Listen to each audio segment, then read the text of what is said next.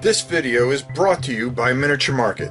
Thousands of board games, miniatures, and paints, discount prices at miniaturemarket.com. Hey everybody, it's your old pal Rob. Today we are going to be looking at a game that I was very excited to get, and I want to thank Theme Board Games for sending this. It is, I believe, just the core box set or the retail version of Last of Us Escape the Dark. Now, this great company has done some real classics, some great Escape the Dark Sector, and of course, one of my all-time favorites, Escape the Dark Castle, which I've played numerous times on this channel. We're going to go down. I'm not going to explain all the rules. We're just going to talk about it real quick, but I have a lot to say about this on the other side that I really think you're going to want to hear. So let's go down, take a look at The Last of Us Escape the Dark. So there's no way I could fit everything in here or kind of show you everything, but I'm going to explain this the best I can. You are going to have a choice, and you are going to have a choice of a whole bunch of different types of characters. You can have, Bill, and the art is tremendous. If you ever played any of Themeborn's other games, Escape the Dark Sector, Escape the Dark Castle, which is both games are classic to me. Their art style and their gameplay style really fits Last of Us. It really does. And it's just done to perfection as always. Tommy, of course, you can have Joel or Eddie. As you can see, these boards are just absolutely beautiful, and there's a great attention to detail here. You are going to start with a couple of different weapons, a melee weapon and a ranged weapon. You're going to have some cubes in here that are going to be for shooting and stuff like that. You're going to have this all cubed up. Once you empty these out and do each one of these particular things, you're going to be able to pull a special ability that will go over here and help you throughout. The whole idea of the game is to keep your party alive. Okay, if you're going to play single, you're going to be playing with two people, and you need to get up to Jackson, which is up here, which is a little hard to see here. So I'm just going to pull this up a little bit. Each character, you're going to have a token for each one of your characters, and they're going to pick a way to go. Okay, you're either going to go to the left, or you're going to go to the right, or basically west or east. Once you decide which way you're going to go, you're going to turn this over, and it's going to have certain abilities that you're going to have. You're going to be able to gain intel. So what's gain intel? You're going to be able to take a look at the cards that go up there. For instance, gain intel at a university. You'll have a pile of cards here for the university. Sorry. And that you're going to have to go through. The way you set the game up is you're going to go through and you're going to have a certain amount of stash in each area, as well as there are going to be a bunch of tokens that are going to be blocking their way. Okay, so at the beginning of the game there are 3 here, and you're going to have to eliminate these to go through these certain paths depending on where you go. So we turned over this way, we would be headed this way. Okay, so we would start in the suburbs. So to gain intel, we would want to see what stashed items have, because they can either be items or they can reveal certain events, and it'll tell you on the card, because it'll say, well, you'll get 6 of these and 3 of these depending on where you're going to go. So you'll be able to do intel. For instance, if there was this baseball bat, which is going to give you more durability than your starting weapon, you would leave that here, knowing that when you go to the university, you can go pick that up. If it is an event, which would be unfortunate, you would read the top part of this. But if you were there at the actual area, such as here, and you turned it over, you would do this. Well, you know, I'm going to investigate here. When drawn, you're going to be losing a certain amount of hit points. You're going to start with 14 hit points. Once you go down to 0, you are basically dead. You're going to be able to stack. You could stack ammo. You can stack items that are of the same type, but for the most part, you're going to have 3 different types of ammo. Over here, this is your number here of that you'll be able to roll on your dice, just like the other games that Themeborn do. There are going to be certain dice. Now, when you get into battle, you are going to be making a dice pool, and you're going to have to eliminate those certain dice. You may have certain dice that you are going to roll, okay? And you, depending on your abilities, okay, you are going to pick which character is going to have the best shot. Like right here, Joel has a great way of dealing with might. So what he would do is, of course, roll his dice to try to get rid of might. So let's see if Joel can get rid of the might here. Okay, so he would roll his die.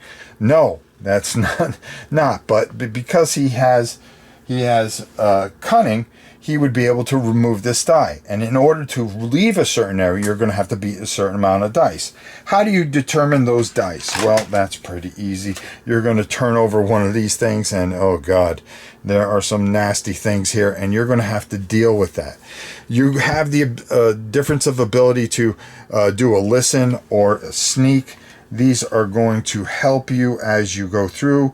Listen, if you roll a critical on your die, a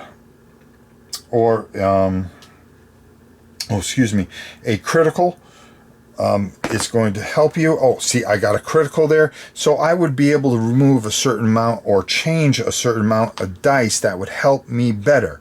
Okay, this, for instance, if I was able to roll this, I would be able to remove this particular die because it has 2 different symbols. Or if I just rolled that one symbol, I would be able to remove this die because it does show one of these things.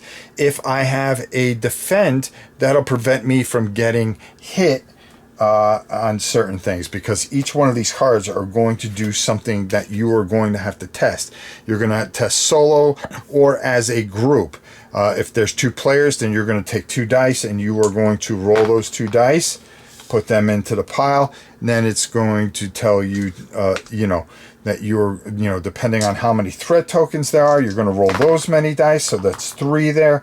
And then, of course, it tells you that there should be 1 fist there for each player. So you would have a bunch of dice, and each player would try to roll, trying to eliminate that.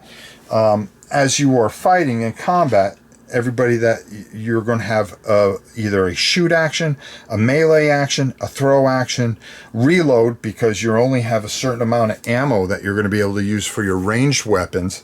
And you can see that by your pistol, because your pistol is going to give you a capacity of 2.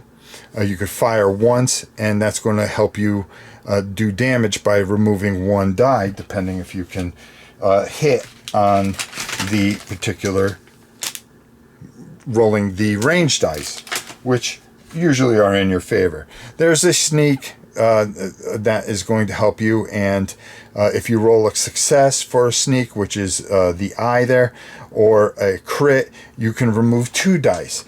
So there's a way that you can eliminate and get through, and once you defeat that particular thing, it is going to get discarded off, and then you're going to be able to remove one of these tokens, because it'll tell you, hey, if you defeat this enemy, discard a threat token. Then you can search here, and when you start searching, you can find certain things. You're going to have camp cards that are going to help you and give you certain abilities. Once you use them, you're going to put a token on here, and that will pretty much use it up. You can draw 2 different items from the item deck. You have an item deck here that is going to help you out and give you all kinds of different things. And like sugar and explosive, make a smoke bomb. So you're going to be looking for, this is sugar, and then you would take the explosive, and if you have these two, you can search through this deck and then guess a smoke bomb, which is going to help you greatly, because you'll come over here to the crafted items, and let's see if we can find our smoke bomb. Yeah, there we go, smoke bomb, which is going to help you with sneak checks and combat rounds and things like that. So there's different things. So you're going to be working your way up here, which is not easy, until you can get here and face the final boss. Okay, there's another thing. There's only a certain amount of cards here, and once you defeat all the cards in that particular area, you can turn this over, and then there's going to be certain things that are going to be special, because each one of these cards are different. So once you clear the location, that you can remove all the threat tokens, and you can never have to put them in there. Another big thing that really makes this game tough is, number one, you can lose by dying, or I'm going to have to move the board down a little bit. There is two things that you're going to be dealing with over here. If you ever run into this is your day counter, and your day counter starts counting. Now every time you do this, you're going to run into it almost every 2 times, is that you're going to be adding threat and boss tokens. Boss tokens are going to give certain abilities here that are going to add up, and as you add these up, you're going to add these to whatever is underneath here. Okay, it could be a creature, could be a certain situation, but you're going to have to deal with a ton of these dice, and because these are going to add even more depending on how many players. Then you have another token that as certain things happen, it's going to go down as well. So if these two ever meet in the middle, you lose the game, and that's just, you know, ball game. Again, this is one of those IPs that really works with this certain company. First of all, the very dark and fantastic art, which adds this great theme to this, okay, and really does a lot of really special things. The creatures, the dice mechanism that has been taken from other games, that really works with this, playing solo or with a group. And I've always liked how they do things. I think this is one of the best companies out there, and I really enjoy their games more than you can ever imagine. And for The Last of Us, this feels it, okay? You know, I've spent a lot of time, and I think I'll talk more about that when we get up top, about how I feel about IP games. And, you know, this is one time that I really have some really, really great positive things to say, which really makes me happy, because this is a fantastic, wonderful game. And it plays great solo, plays great with a couple of survivors. It plays great with 4 people. My daughter is a big fan of Last of Us, and we've played this with a couple of her friends that are fans that know the video game, and it made it easier for them to integrate into this game. And it's one of the reasons that you make something of an IP, which is really, really interesting. So fantastic gameplay. Again, the rule book is absolutely fantastic. They did such a great job. I was able to sit down and read this thing pretty quickly, and I got a lot out of it. It was just done to perfection. The way everything fits into the box is fantastic. They have different sections for everything, so everything folds up just perfectly. Just done to perfection. So we'll talk more about this up top. Wow. What more can you say but wow? When a company does all the things right. When I was down there and I was talking about the rule book, the end of day calendar, of course, outbreak days that we were talking about here. But I want to let you know how many, and they give me an example of a day, so that I can't count that. The rules are not very long. It's 24 pages, but there's an example in the middle here to give you, and it was such an easy read. Also playing the solo version, which was just absolutely fantastic, which I really thought was really great. You are going to have different phases. You're going to have your travel phase, your when you go into the quarantine zone, picking which side you're going to go, your action phase, and you're going to get that one action. Then you have your preparation, and then end the day, and that's when that dial moves. I wanted to make sure that I brought that up. We talked about combat, sneak, and listen round, which is really, and the differences between melee, which is just hitting, and then shooting, because you can hit, but you still have to hit, if that makes sense. As far as shooting is done, yeah, and there's a couple ending the game. You win if you can deal with whatever's in Jackson. Yeah, good luck with that. Again, this is a game that's created by Thomas Pike and Alec Crispin, James Sheldon. Just fantastically done, like they've done everything else. This game here, I would have easily made my game of the year. Because I've always been so disappointed in IP games, and when I found out that they were doing Last of Us, and I tried to get a copy through Miniature Market, but it sold out so quickly, I wrote them and I said, hey, I hate to bother you, but I really would like to take a look at this. And of course, I've done things for them in the past, and I've sung their praises. And, I didn't know what to expect, to be honest with you. This is why people make games. This is just fantastic. It's the art, it's the theme, and the way it drags you in, and the gameplay that makes you feel that theme. It really does. And these guys just get it. And it has that old 70s feel, like I mentioned when, with their art, which one of the big things for me, being a fan of theirs, but the nuances, the travel phase, going to the different places, being able to get intel, sneaking, so you can kind of sneak around things, trying to get those tokens off, and trying to do this in a time where those two tokens, the end of the day and everything, don't meet in the middle, and you lose the game. So you're on a timer, of course, and there's just so many things that can go wrong, but there's a lot of things that can go right, and it just plays so well. It's so much fun.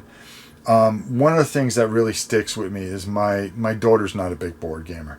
And her friend isn't either, but they'll play Talisman, okay?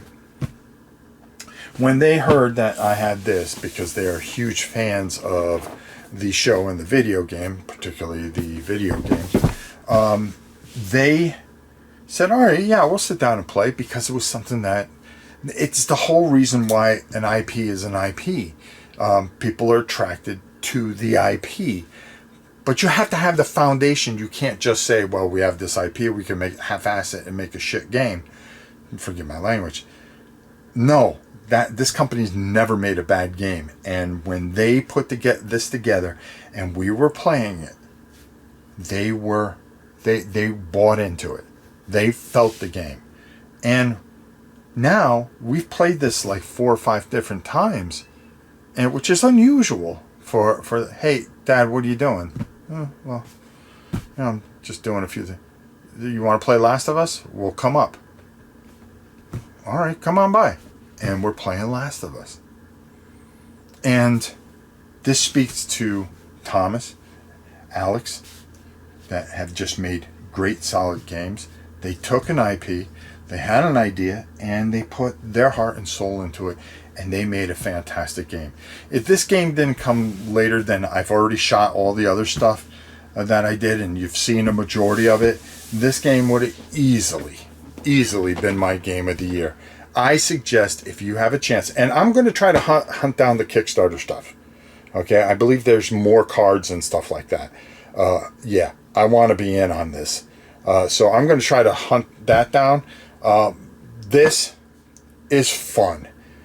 Fun with capital F, and it does everything that you can ever ask a game to do, and more.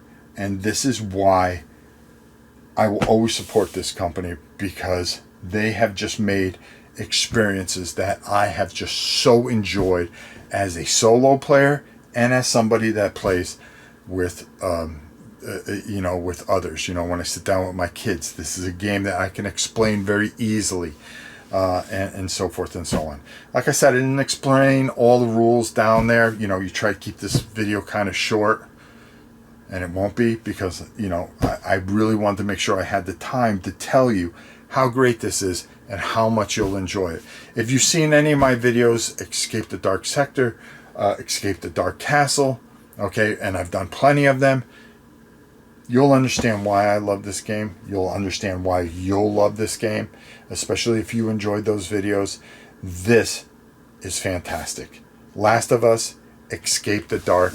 Go pick this one up, if you can find it. I'm on a mad hunt for all the Kickstarter stuff. Until next time, it's your old pal Rob. We'll see you soon, everybody.